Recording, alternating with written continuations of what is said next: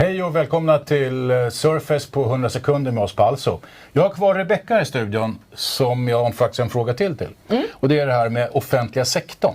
Det kan oftast förknippas med kontor, men finns det andra verksamheter som era produkter kan användas i?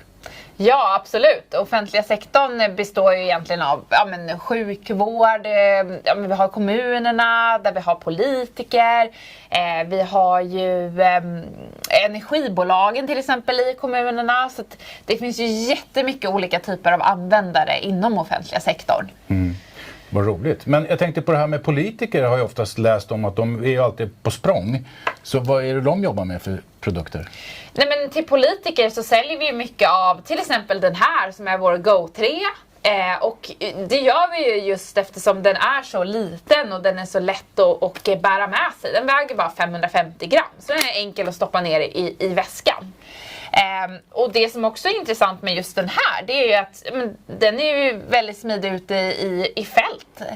Så att vi har ju energibolagen som använder den. Och då kanske man sätter på ett ruggat skal så att den tål lite om det regnar eller så vidare.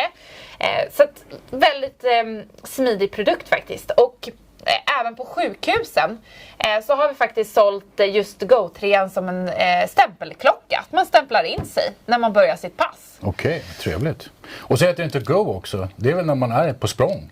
Exakt, så den har ju fått sitt namn lämpligt. Tack snälla och tack för att du kom.